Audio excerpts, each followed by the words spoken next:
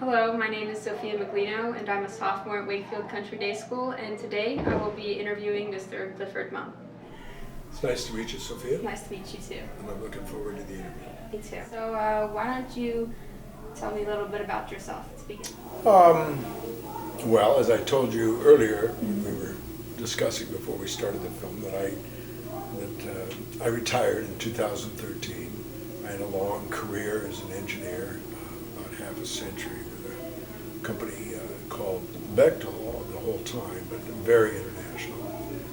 I spent those years mostly international, lived in England maybe 15 years, and other places in the world, Saudi Arabia, Iraq, things like that. And I have two sons. My wife is Christine. We grew up together, knew each other since second grade, and we decided to retire in Rappahannock County just because it's a beautiful place. I come from a family, very rural area in South Dakota, and I have 9 brothers and sisters. Wow. Mostly still alive. Wow. Yeah, I mean, I'm a triplet, but I can't imagine. Oh, that'd be exciting. Do you Yeah. look alike? No, we don't. Do you think alike? Sometimes we'll sing the same song without meaning to. Oh, that's weird. Yeah. So, what has been your favorite engineering or construction project and why? So I guess what I would say to that is, on reflection, I would say it would be the Jubilee line, which I did just before the millennium. I took over the project in London as project director. It was the largest project in Europe at the time. But what I liked about it was just the daily stimulation. It was chock-a-block full of things to worry about every day, and problems and issues. It had, I would just call it the most diverse project. It was geographically diverse. It had all kinds of stakeholders, and by stakeholders I mean not only the government, because they committed themselves to finish the project by the millennium, because it carried it to it was the main transport to the Millennium Dome, which was what they'd invested in as the Millennium Project. And it was also well over budget, so the government was massively interested, but it was so diverse that it was opening up areas like in Waterloo and other areas that just had never had public transport. So it was going to have a big impact on areas that were otherwise shut off in London. It was an underground project, and it had to snake around London and around, through areas that were piled, big deep piling, and the stations were all done by really famous international architects, and they were all hovering around and picky. And it was just fun. Everybody, labor had a big stakehold in it because they were trying to make money on the project. They were all trying to prolong the project in some cases. And we, of course, were trying to do the opposite, is bring it to a finish. We had signaling problems, the train, the tunnel, the stations, and thousands and thousands and thousands and thousands of people, and the newspapers were on us like crazy. So every day you'd think that would be sort of, but every day you just get up and you just be so exciting because you didn't know what was going to happen. One morning I got up and there had been a labor dispute, and the electricians didn't like how it turned out. And I went to leave my house, and there were maybe 100 people dressed as clowns out there in the front of my building, with a whole bunch of, I opened the door and it was all music and crazy. It was really, but we got it done. Yeah. And it was pretty exciting to do that. And amidst all the criticism, the newspapers had been on us the whole time, but they said that on the evening of the millennium, New Year's Eve, that if there was a Hamlet in the event, that a prince in the event, that it was the Jubilee line. And so we were really happy with that. That's great. It was a resounding success. Changed many, many, many people's lives. And I think at the end of it, what I concluded, Sophia, was was that I didn't want to do things. I had done things like power plants and a little bit of mining and a little bit of, chemical and refineries, and chemical plants and refineries. And I just decided I didn't want to do any of that anymore. All I wanted to do was be involved in public projects, just because they had all of those, kind of difficulties, stimulating.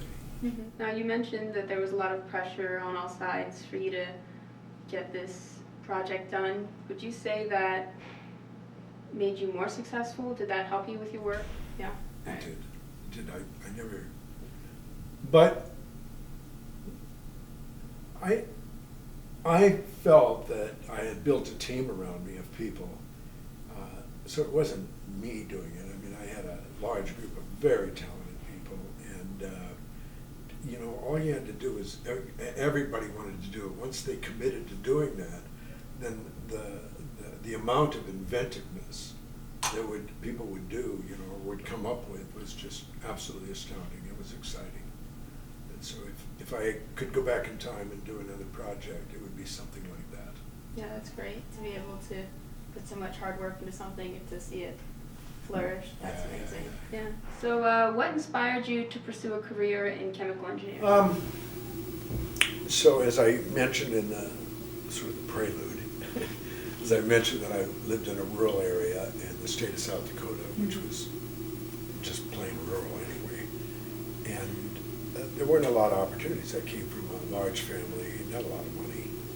And when I looked at going on, my parents weren't that hot about the idea of going to college. I took an aptitude test in high school, probably when I was about a junior or a senior, and it said that I should be a farmer or a philosopher.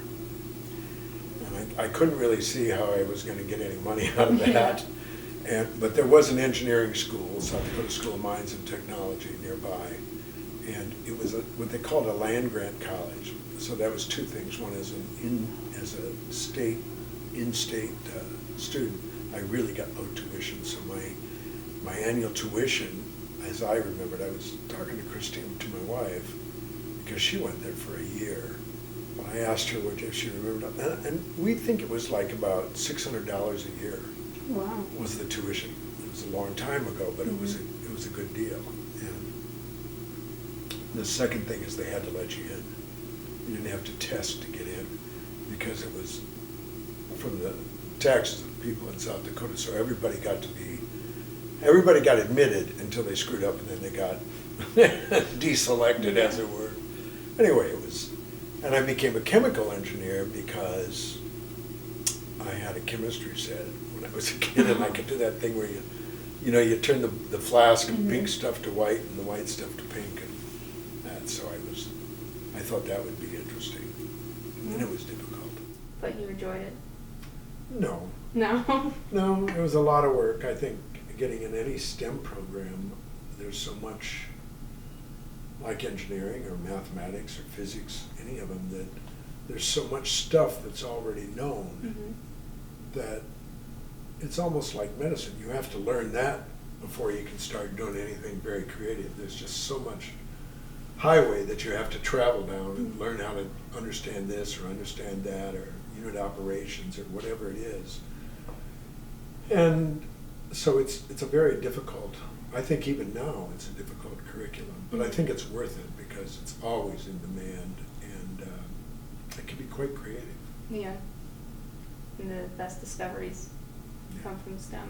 So that's, I think so. The best discoveries and the most excitement, and I don't know, you learn through all that. I mean, I always thought it was fun to go through Newtonian physics because you learned about Newton. It just was amazing that somebody was around like that for a while, and all that stuff sort of happened with him, and then it's still around. It's pretty amazing. Yeah.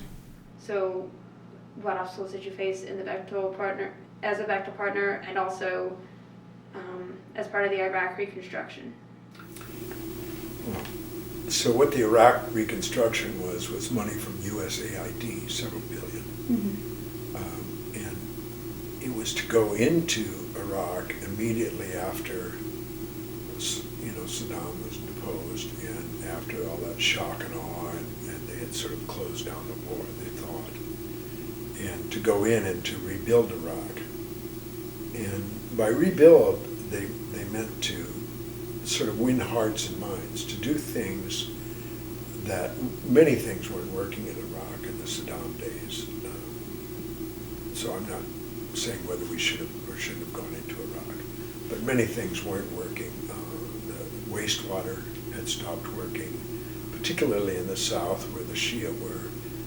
There was maybe 30% of the power in the country was actually producing, power plants were actually producing any power. The schools were a disaster. Kids were actually getting schistosomiasis outside from sewage just laying around in puddles and stuff. It was a terrifying thing. So I think the difficulty was trying to come up with a scope of what we could do with what turned out to be a limited amount of money. Probably we could have, the U.S. could have poured $50 billion or $1 trillion into Iraq to bring it up to some kind of modern standard, and to pick that scope so that the people were happy with that scope. And secondly, not to come in and do it for them, but to hire Iraqis and put together teams of Iraqis to go do the work. And so that was the first challenge. And then the second challenge, of course, was that an insurgency started. And with the insurgency, it became very, very, very, very dangerous. And so we had to set up a really complex security operation and fortify really the camps where we slept at night. Mm-hmm. and only went out in armored cars. And I think I had a team of about 600 former paratroopers from the UK that were and others that were a security detail that we actually put together in order to drive cars and provide security for the engineers that were out doing these projects. But we hired, for a while we had about 40,000 Iraqis that we had put to work. We renovated nearly every school in both Baghdad and grade school in Baghdad and in Basra. We cleaned up to some extent the Sweetwater Canal, which hauled water from the Euphrates River down to Basra with the Shia South. And we went around and just worked on all of the waste treatment plants to try and get clean water and fresh water for people that would work. So those were kind of the three areas, and power, mm-hmm. to try and bring in, new equipment and renovate these power plants to get them back up and operating. And I would say now, looking back, we were about 80% successful. If I factored in the difficulties, the security difficulties, then I would say we were 100%. I mean, mm-hmm. It was miraculous that we get out there and not one person got killed. Yeah. Although many of our Iraqi workers, people were mad that they were working on the project, mm-hmm. and would drive by, and many of those died trying to do the work. But it was scary. Yeah. But people, you didn't want to leave. Mm-hmm. You wanted to. You could help people. Yeah, you wanted to help people, and you got into it. And a lot of times, there was a lot of money, and so whenever there's a lot of money, and you can remember this, people get weird, and everybody wants the money. Mm-hmm. They don't necessarily want the. I don't mean individuals, but other organizations and other groups, and everybody starts, trying to get at that money. And I think that was a challenge. And of course, in Iraq, like other places in the Middle East, there's quite a religious schism between the Shia and the Sunni, and they're out almost enemies really in some places, particularly when the social fabric's been ripped, mm-hmm. which it had been in Iraq. Yeah, well, that's great that you could use your knowledge and your background in chemical engineering to really help people. What's weird about that, Sophia, is that although I was a chemical engineer, and this is again is a comment on STEM program, is that it doesn't matter if you're a chemical engineer or a civil engineer or an electrical engineer. You learn many of the same things, and it is sort of engineering logic, you know, how you build a solution that's important, and any of them can bring about the same thing. So early in my career, I worked as a chemical engineer. Late in my career, I really was the most famous for, the most well-known for trains. So that was kind of which had nothing to do with chemical engineering. But it is engineering logic. Well, I have one final question for you, and that is, have you enjoyed your work? Are you happy with everything that you've done? Well, you can't get to my age and be honest and say, well, you're happy with everything you've done. When I first retired, I would wake up in the middle of the night and I would think, oh, I didn't have time to think about this, but I wish I would have done this, or I wish we would have done that. But in general, I think I had a really satisfying career, and I think I had my time in the sun, and I enjoyed it. And you know, for a while I was being interviewed by all the newspapers and getting awards and doing really exciting, fun things. And then that passed, and I'm happy that it passed, but when I look back on it, it was really nice. That's great. Well, thank you for coming and taking time out of your day. Well, it was nice meeting all of you.